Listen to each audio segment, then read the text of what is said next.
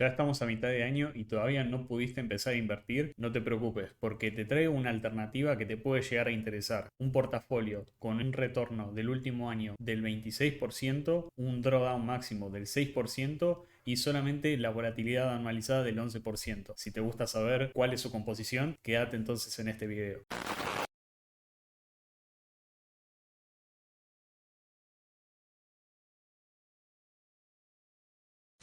Bienvenidos a una nueva edición del análisis de mi portafolio y en esta oportunidad les vengo a presentar una nueva cartera que les puede llegar a resultar interesante. Ya veníamos trabajando con dos portafolios anteriores, pero en esta oportunidad quise adoptar una dinámica diferente. ¿Te gustaría saber cuál es? Avancemos. Acá les traigo un reporte, como siempre es un resumen ejecutivo de lo que representa el portafolio. Saben que este informe que siempre voy armando todos los meses me lo pueden solicitar y yo sin problema se los puedo compartir. En esta presentación lo que hice fue directamente ir al grano e enfocarme solamente en el portafolio. Pero para que se den una idea de cómo se compone este portafolio, les voy a presentar todos los porcentajes de la composición. Tenemos rubros de distintas áreas, ¿sí? O de distinto tipo. Lo que sería Realty Income, que vendría a ser de Real Estate. Electronic Arts, que vendría a ser tecnología y entretenimiento. Snap-on Incorporated, que vendría a ser un rubro más industrial. Recuerden que ya hablamos previamente de Snap-on, que se dedica a lo que sería la producción de herramientas automotrices e incluso también el desarrollo de un software de auditoría para todo lo que son automóviles. Tenemos Gilead Sciences, que se dedica a todo lo que es biofarma. Tenemos Ross, que vendrían a ser sucursales de venta minorista de indumentaria. Tenemos Baker Hughes, que vendría a ser una empresa que se dedica a la energía, al petróleo y gas. Y después tenemos también Newmont, que hablamos previamente también, que se dedica a la explotación minera de lo que sería el oro. Y también tenemos Qualcomm Incorporated, que se dedica a semiconductores y a la patente de lo que sería tecnología de telefonía celular 4G y 5G. Así que tenemos un portafolio bastante diversificado, por lo menos en distintos productos y servicios que son muy interesantes, y esto es lo que nos ayuda a poder tener una diversificación más equilibrada. Lo único que impacta negativamente o que tienen en común estas empresas es que todas conforman parte de la misma canasta, que sería en este caso del S&P 500. Así que vamos a avanzar a lo que sería el análisis de componentes principales para que puedan ver qué tan bien está hecha esta diversificación o este portafolio optimizado. Para los que no saben, en la edición anterior ya habíamos hablado de lo que se trata el análisis de componentes principales. Si les gustaría revisarlo, les dejo el enlace del video, pero básicamente en lo que consiste es, nosotros sabemos que tenemos tres tipos de riesgo. El riesgo sistemático, que es el riesgo de mercado, es el que no podemos mitigar ya que depende de la economía, en este caso de Estados Unidos. El segundo es el riesgo del sector, que según qué sector se vea afectado puede impactar a nuestra empresa. Por ejemplo, si el sector tecnológico se ve afectado, probablemente la empresa como Qualcomm de nuestro portafolio se vea también afectado. Y por último tenemos el riesgo idiosincrático, que representa el riesgo de la empresa en particular. Por ejemplo, una facturación por debajo de lo esperado o algún riesgo imprevisto que pudo haber afectado solamente a la empresa, pero sin embargo al resto de los activos queda totalmente independiente. En este caso, lo que nosotros tenemos que reconocer son cuáles representan dentro del riesgo de mercado, cuáles representan un riesgo de sector y cuáles representan un riesgo idiosincrático.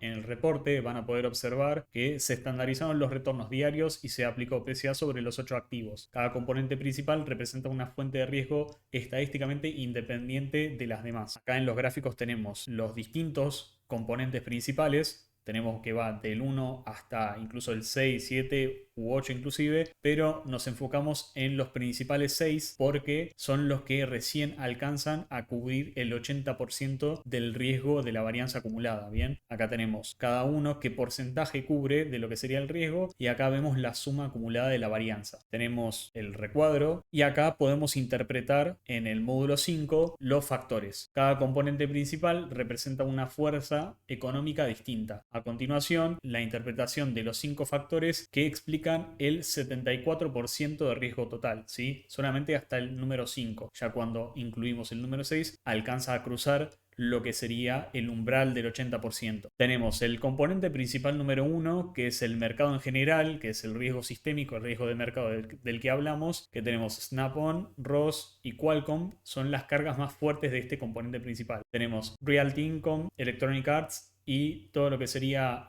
Baker Hughes es un riesgo más moderado, y tenemos la carga de lo que sería Newmont, que es la carga negativa leve, porque recuerden que Newmont se dedica a lo que sería la explotación minera, específicamente el oro, y se ve más afectado por lo que pase con el valor del oro que lo que le pase al mercado del S&P 500. Después tenemos el factor oro versus el factor salud, que representa un 13.5% de la varianza. Y en este caso Newmont tiene una carga positiva de casi 0.69, mientras que Gilead Sciences tiene un fuerte negativo de menos 0.54. Contrapone lo que sería el refugio en oro contra el sector de la salud. Ambos defensivos, pero por razones opuestas. ¿Qué significa esto que sea defensivo? Por ejemplo, serían industrias de refugio. En el caso de que haya, por ejemplo, una economía inflacionaria y la moneda se vea devaluada, el oro se utiliza como un buen refugio para poder preservar su valor. Pasa algo bastante similar con lo que sería la industria de la salud. También de alguna manera es defensivo, pero de una forma opuesta. Como principal componente número 3, el factor de energía, que representa el 11.9% de la varianza, que la empresa Baker Hughes domina con 0.8 de carga en este principal componente, y es el riesgo específico de servicios petroleros. Precio del crudo, capex de exploración, geopolítica energética, casi un factor de un solo activo, ¿sí? Podríamos decir que es un factor más idiosincrático que de sector. Después tenemos también el factor Newmont versus lo que sería Realty Income, Electronic Arts, que vendría a representar el 11.3% de la varianza. Tenemos que Newmont tiene un positivo fuerte también acá, pero Realty Income y Electronic Arts tienen lo que sería un componente negativo. Contrapone el oro contra los activos de flujo estable, el rate mensual y el game. Y después tenemos el factor de Realty Income, que sería más standalone, del 10.4% de la varianza. Acá Realty Income carga con un 0.7 y sin ningún otro componente de los activos. Tenemos a Electronic Arts, que tiene un fuerte negativo, menos 0.61, pero ese riesgo propio del rate, que vendría a ser todo lo que sería la tasa de interés y la ocupación, versus el ciclo de lanzamiento de videojuegos de Electronic Arts. Hasta acá vimos cada uno de los componentes, qué representa y qué significa para lo que sería el riesgo del portafolio.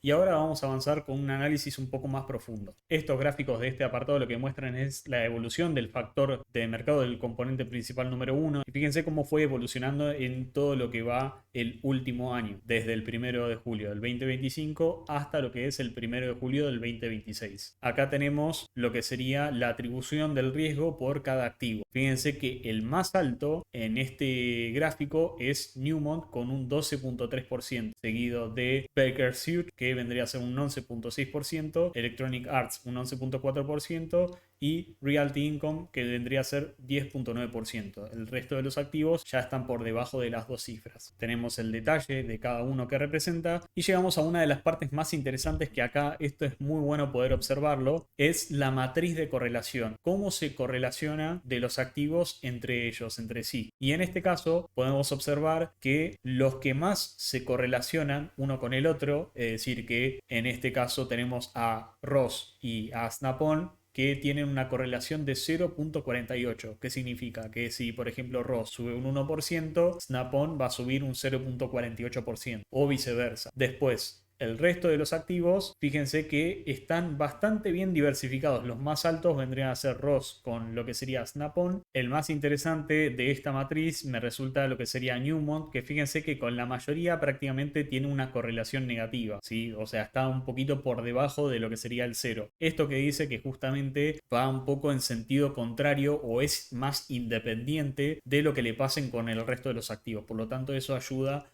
a que el portafolio esté diversificado de una mejor manera. Siguiendo con el módulo de lo que sería ya análisis de riesgo, les voy a estar presentando el Value at Risk y el Conditional VaR, que es lo que podemos llegar a esperar que pase de acá al siguiente mes. Este es un análisis, como siempre les digo, que no se puede hacer un horizonte temporal muy largo, ¿sí? No podemos estimar lo que es lo que va a pasar de acá a un año, pero sí podemos hacer una estimación de acá a una semana, de acá a 15 días, de acá a un mes, y poder revisar cuál es el el riesgo y el máximo riesgo de pérdida que podemos llegar a tener con respecto a lo que sería este portafolio. Así que vamos a avanzar directamente al gráfico de la trayectoria del Monte Carlo y de las simulaciones, y fíjense que cuando visualizamos las trayectorias simuladas y la distribución de valores finales tras 21 días hábiles, la línea roja marca lo que sería el value at risk con una confianza del 95%, y la línea verde marca lo que sería el conditional bar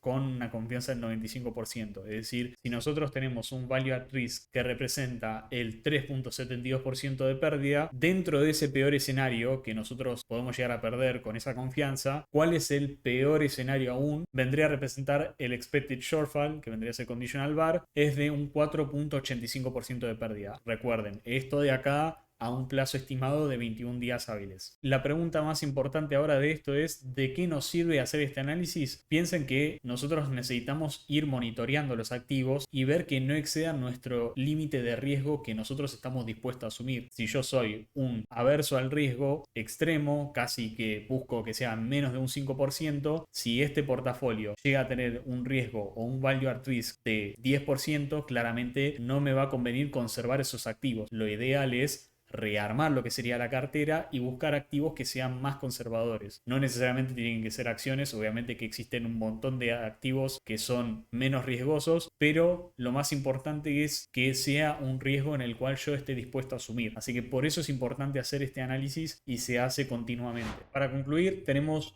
un breve resumen de lo que fue este informe. El PCA requiere 6 de 8 componentes para poder explicar el 80% de riesgo, que eso la verdad que es muy bueno. O sea, nosotros tenemos en un total de 8 activos 6 componentes. Eso significa o representa que de alguna manera la diversificación es bastante buena. Así que por lo tanto eso ayuda a que tengamos la mejor mitigación de riesgo posible. Piensen que si nosotros tuviéramos un portafolio con 20 activos, 25, 30 activos diferentes, pero tenemos un PSA de 5 componentes, entonces significa que no tenemos una diversificación adecuada, porque tenemos prácticamente 5 riesgos o 5 componentes, de los cuales asumen el 80% de riesgo, quizás hasta más, por una cantidad de activos que son aproximadamente 30. O sea, significa que hay activos que no están diversificando ahí o no están como para mitigar el riesgo. Gilead Sciences y Newmont como las anclas defensivas cruzadas. Ambos activos quedan en extremos opuestos en todo lo que sería el componente número 2. Después tenemos a Baker's Hughes, que introduce un factor de energía genuino. Es el único activo de energía analizado en este portafolio. En los portafolios anteriores no veníamos incluyendo energía, de hecho estábamos incluyendo todo lo que sería Newmont y GLD, que era el ETF del oro, y justo los dos pertenecen al mismo mercado, al mismo rubro. Y acá tenemos que Newmont y BKR concentran riesgo desproporcionado a lo que corresponde su peso del portafolio. Contribuye un 12.3% y un 11.6% de riesgo total, con apenas un peso del 2.45% y 5.15% del capital. O sea que fíjense que el portafolio, la optimización jerárquica, funcionó bastante bien porque le asignó poco peso a los activos que tienen mayor riesgo. Algunas sugerencias que tenemos acá puede ser el monitoreo mensual, principalmente de lo que sería el componente principal número 1, que sería el factor de mercado, y la correlación promedio. Podemos hacer, como observamos en el portafolio pasado, un rolling correlation, de ver la correlación de los últimos 60 días y poner como criterio si el componente principal es mayor a 45% de la varianza total, revisar entonces la composición. Tenemos el monitoreo trimestral, que lo que se recomienda es recalibrar el PCA con datos actualizados y actualizar los loadings con lo que serían los principales componentes con los últimos 12 meses. La tercera acción vendría a ser alerta de revisión en el caso de que si Newmont y BKR caen más de un 15% los dos juntos a la vez, evaluar la exposición combinada a oro y energía. Bien, hay que recalibrarlo o rebalancearlo y hacer como una nueva asignación de pesos. Antes de finalizar con este video, me gustaría compartirles esta plataforma web que le agradezco especialmente al equipo de Fénix Finanzas para poder compartirme esta página y poder utilizar esta cuenta para poder hacer distintas funcionalidades. Está próxima al lanzamiento, todavía no hay una fecha definida aún, pero estamos trabajando para que salga todo perfecto y esta página esté activa en lo que sería la web. Pero lo que les quería mostrar principalmente de todas estas funciones, que cada una es espectacular, les voy a mostrar la parte de backtest y vamos a estar haciendo un informe pero en vivo con estos mismos activos que acabamos de analizar. Así que presten atención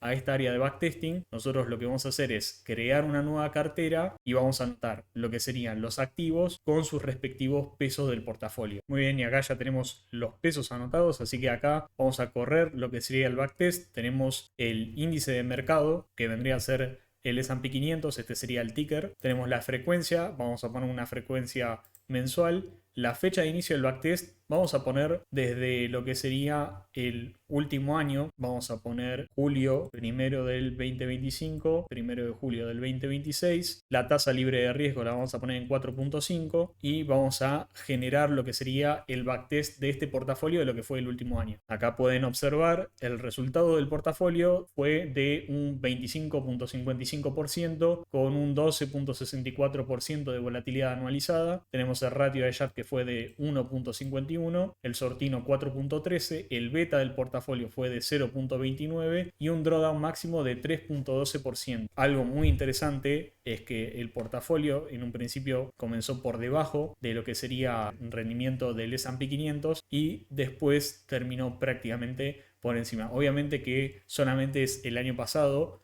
esto se puede backtestear incluso con más tiempo. Puede llegar a haber momentos en el que el S&P fuera superior que este portafolio, pero actualmente el último año, el último retorno que tuvo interanual, podemos decir que fue superior a lo que sería el mercado. Acá tenemos todo lo que sería la distribución de los retornos utilizando una normal y la distribución pero la T-Student, que es la más importante y la más utilizada para finanzas, ya que contempla todo lo que serían las colas pesadas, que eso es algo muy importante que no se puede obviar cuando se trata de riesgo en finanzas. Tenemos métricas por activo, ¿sí? Cada Sharpe de cada uno de los activos. Tenemos el sortino, el beta, el alfa, el drawdown máximo de cada uno y todo lo que sería la media y la volatilidad. Tenemos otra matriz de correlación, que esto está basado, esta matriz, en el último año, así como lo vimos. Fíjense que prácticamente es muy parecida, puede llegar a haber variaciones, pero obviamente se contemplan distintas fluctuaciones de lo que es el precio. Y acá tenemos tanto los retornos, las curvas de rendimiento